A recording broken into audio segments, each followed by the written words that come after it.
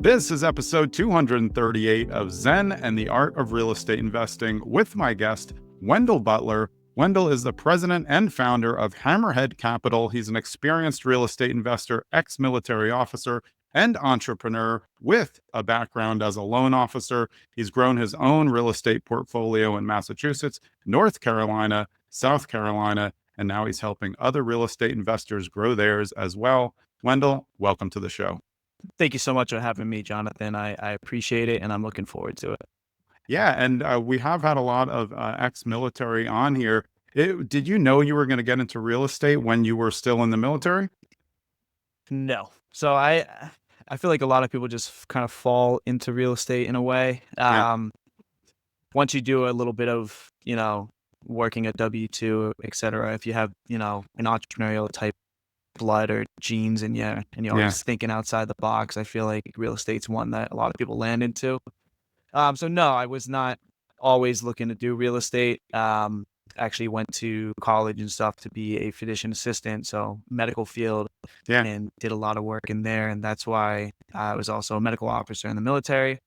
Um, but as I started working that, as I started going on that route, I started asking myself, why would I keep doing school when I don't like it? yeah, And is it really like, should I take some time to really think about, the next step before I dive into, physician assistant school and yeah. things like that? And then that's where I just started exploring. Found myself reading a few real estate books, entrepreneurial type mindset books. Had some friends that were entrepreneurial, and yeah, just found myself intrigued and interested in real estate, and that's how I kind of fell into it. Did it start out as, hey, how can I get a little bit more time freedom, or was it really like real estate and houses that were interesting in the beginning? In the beginning, it was more, how do I lower my expenses? Um, and looking at more, how do I get some more, like some more freedom back in my life? Yeah, So to me, the number one expense was obviously your housing expense, which predominantly it is across the nation.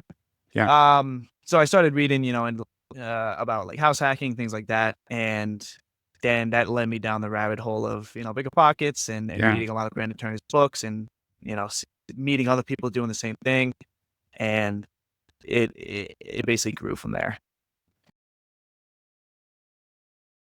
I've talked to so many military members, and not everybody's familiar when they get out with the VA loan and how advantageous it can be for house hacking and investing. Did you know about it, or was that another aha moment? Like, wow, I have this great opportunity of something that I can use that's going to help me grow quicker. Yeah, I mean, luckily for me, I was always kind of had a financial type sense, just from my dad. He was very Dave Ramsey-esque. So, like, he Yeah, was very into financials, like finding yeah, ways to cut down expenses, all that stuff. So I yeah, was looking at, the VA loan, didn't really know too much about it, but knew enough about it. And then once I started reading about, house hacking and leverage, using leverage in real estate, I put two and two together and kind of did the numbers. And I'm like, oh, this is a fantastic loan to, yeah, start it and get going. So yeah. definitely utilize that for sure. Yeah. So, how did you get started? What was the first property that you got into, and how did you get into it? So my first property it was just a condo, and I purchased it. I don't even know if I purchased it with a VA loan. I might have just purchased it normally. Mhm. But either way, I bought it not really thinking about it as an investment. I just wanted to own a property Yeah, because, in my sense financially at that time, I was like, you should probably own rather than rent so you can like build equity yeah, and have a piece of property that will appreciate as you're paying down the mortgage. Um, and then as I was living there, that's when I got into more real estate books, podcasts, and started kind of house hacking that condo because I got a roommate.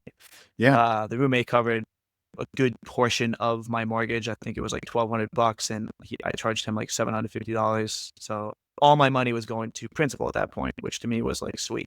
None of my money's going to interest, which is good. So how did you keep growing? Because I mean, everybody hits a wall at some point. You obviously took that money and then put it into your own business, which now, so Hammerhead, is that a local home buying company around the Charlotte area?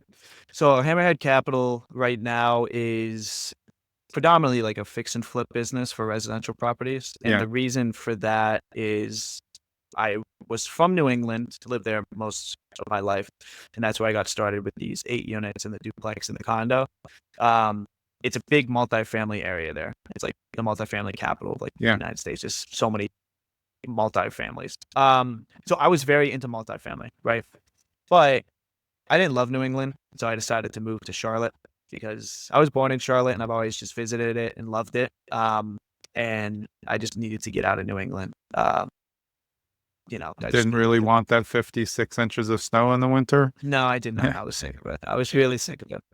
So I made the leap to come down here with the idea of still doing multifamily because I'm like, I'm really good at this multifamily stuff. I've learned a lot. I'm confident in it. But I got here and the multifamily in Charlotte is totally different. It's like people are buying it at, 4, 5, 6 cap rates. There's no way to make cash flow work on these properties. They're hard to find value adds multifamilies that work currently.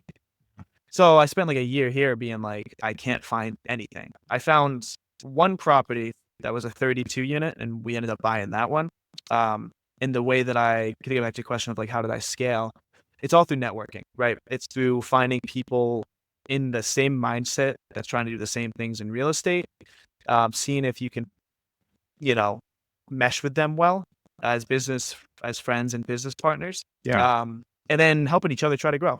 So I have friends up in New England that are total multifamily gurus. They went from like 50 units to like 300 plus within the past year. They just totally turned into overdrive. And part of that was the 32 unit that I brought to them to help them kind of take off. I didn't have the ability to raise money right at that point. We needed like $750,000 to raise. I could raise a little bit, but not that point. So I brought it to them. They have a huge network event there. They had a ton of people that they could raise money from. And it was basically just becoming a team to come to a common goal of getting a multifamily property. They raised the capital. I pretty much did all the operations of it. Hired a property manager, and it's been stabilizing really well since. And to backtrack again off of that 32 unit, again, multifamily is very hard to come by, so that's all that I found. I wanted to find more and more and more, and that's why I decided to get into fix and flipping because there's a lot more opportunities here in Charlotte for that, and it's a way to quickly start building active income within your real estate business to then grow your capital to then put into other long-term opportunities. As you got more experience, how are you able to now help newer investors try to kind of follow the path that you followed to help them figure out the system that you have? So the way that I try to help new investors is I do like speaking events. I do I have my podcast too, which helps too. And the main way that I do it though is when I post a lot on social media, right? So and I'm trying to create like a name for myself here in Charlotte. Yeah. And I'm very open door. So that means like if a new investor reaches out and they have questions, I always answer them. I always try to help them out.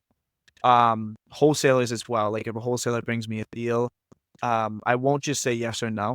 Like I will look at the deal.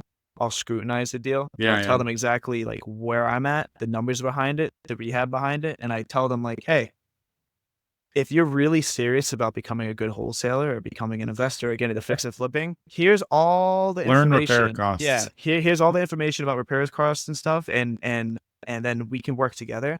And I give them the opportunity, which it helps weed out bad wholesalers as well and bad investors. I give them the opportunity by saying, hey, when you have an opportunity to lock up a deal, don't lock it up at a number yet. Just call me.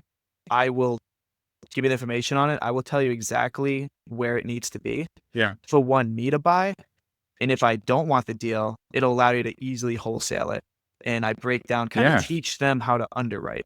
So they're better with their business. And then vice versa. It helps them find me better deals.